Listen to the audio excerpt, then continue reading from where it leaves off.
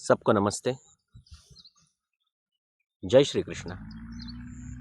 आज इस भजन संध्या के अवसर पे मैं खुद मेरी तरफ से, मेरी फैमिली की तरफ से, मेरी कासपाड़ा की तरफ से, पूरे विक्रमगढ़ के टीचर की तरफ से और हमारे सुरित फाउंडेशन की तरफ से हमारी प्यारी मासी को भावपूर्ण श्रद्धांजलि अर्पित करता हूँ।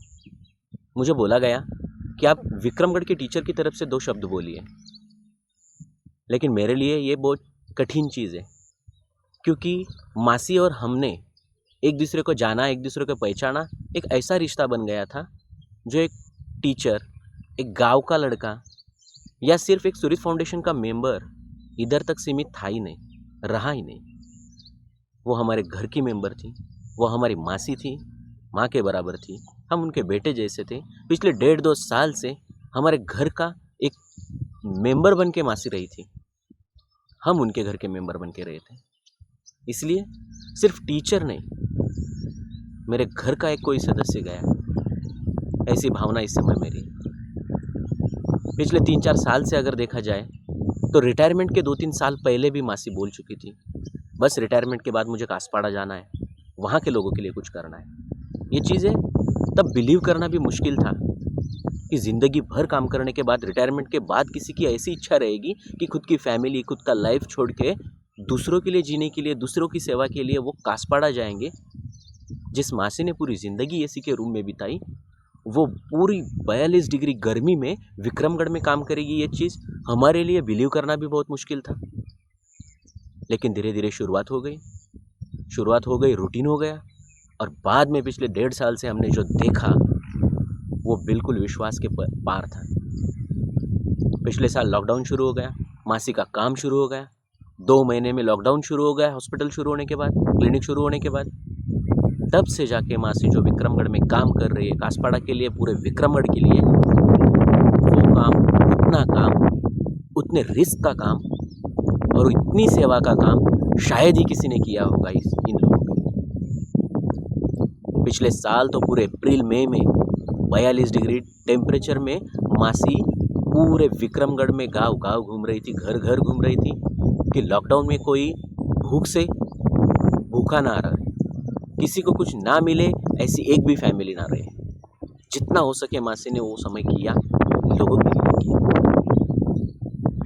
मेरे कासपाड़ा के लिए तो उनका योगदान शब्दों के पार है, क्योंकि जब भी किसी को ज़रूरत थी, मेरे किसी स्कूल के एक लड़के को अगर कुछ काटा भी चुभा तो भी मासी को दर्द होता था, और मेरे कासपाड़ा के किसी का घर जल गया तो भी गवर्नमेंट से पहले दूसरे दिन उसके 2 महीने का राशन मासी पहुंचाती थी। मतलब हर एक घर का सुख दुख मासी का हो चुका था, हर एक आदमी का सुख दुख मासी का हो चुका था। मासी कासपाड़ा की ही मासी बन गई थी हमारे लिए। तो घर से मेरी माँ जब गांव में रहती थी तब मेरी माँ भी ये बोलती थी, अब तो तुम मुझे याद नहीं करोगे, तुम्हारी एक माँ उधर है।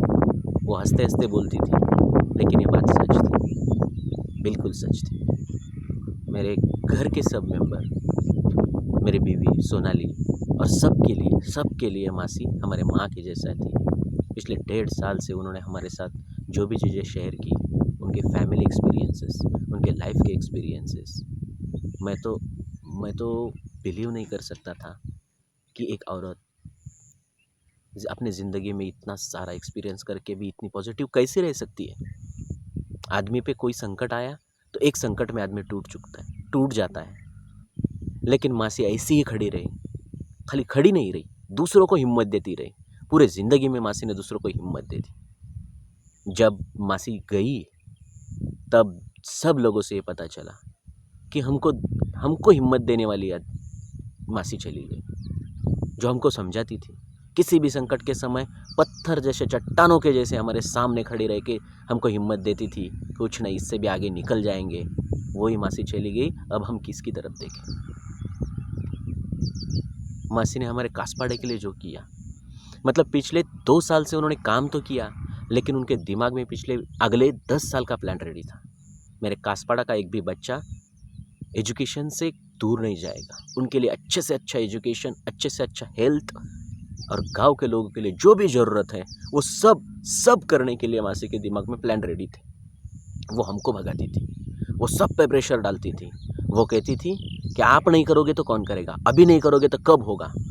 मतलब उनको सिर्फ और सिर्फ काम काम और काम से मतलब था। पिछले 2-3 महीने में मासी ने कम से कम 400-500 पेशेंट क्लिनिक में देखे थे। उसमें से ही शायद मासी को कुछ तो हो गया और आज मासी हम में नहीं रही। मुझे गुस्सा भगवान पे आता है, जो लोग लोगों के लिए इतना करते हैं, जो लोग गरीबों के लिए, हमारे गांव के लोगों के लिए खुद उधर जाके इतना ग्राउंड लेवल पे काम करते हैं। भगवान को किसी को लेके ही जाना था तो कोई भी एक नंबर बढ़ा सकता था, हम में से किसी को लेके जाता। लेकिन मासी का ना ये समय था, ना भगवान की ये बहुत बड़ी गलती मानता हूँ मैं। और मासी चुप रहने वालों में से नहीं है, वो वहाँ जाके भी उसको पूछेगी ऐसा क्यों किया, डांटेगी उसको। लेकिन फिर भी मुझे लगता है कि मासी ने हमारे कासपाड़ा के लिए किया। मैंने किताबों में पढ़ा है, हमने फिल्मों में देखा है, सब जगह हम लोग देखते हैं जो महान हस्तियाँ रहती है, जिनको हम अमर बोलते हैं, वो लोगों की सेवा करते करते अपनी ज़िंदगी गुजार देते हैं। मैंने खाली वो दूर से पढ़ा है, खाली दूर से देखा है, लेकिन मासी के बारे में मैंने खुद एक्सपीरियंस किया कि एक ऐसी औरत कि अपना सब कुछ छोड़ के विक्रमगढ़ में आ जाती है, लोगों की सेवा करते करते खुद की ज़िंदगी कुर्बान कर जाती है। हम बड़े बड़े लोगों के नाम लेते हैं, बड़े बड़े पुरस्कारों की बातें करती हैं। मेरी मासी इनमें से हर एक पुरस्कार से आगे निकल चुकी है, अजरामर हो गई। ऐसी मासी हम सब के लिए प्रेरणा बनती रहे, हम सब के लिए इंस्पिरेशन रहे, और मासी से प्रेरणा लेके और आगे जाने की हमें हिम्मत दे, इतनी मैं भगवान से प्रार्थना करता हूँ। और सुरित फाउंडेशन की तरफ से, मेरे विक्रमगढ़ की तरफ से, मेरे कासपाड़ा के हर एक बच्चे से लेके बूढ़े तक हर एक आदमी की तरफ से मैं मासी के लिए बहुत बहुत बहुत दुआ करता हूँ। और भगवान करे उनकी 2 बेटियाँ, बड़ी बेटियाँ doctor Lipsa madam, रितिन sir, Sonu दीदी, सानिका दीदी और सब बाकी उनके फैमिली मेम्बर्स, उन सबको भगवान इस दुख से आगे बढ़ने की हिम्मत दे। और मासी से हम लोगों को इतनी प्रेरणा मिले कि उनका जो भी काम है, जो भी सपना था, जो भी टारगेट था, वो सब हमसे पूरा होने के लिए हमारा कुछ ना कुछ योगदान रहे। इतनी भगवान से प्रार्थना करता हूँ।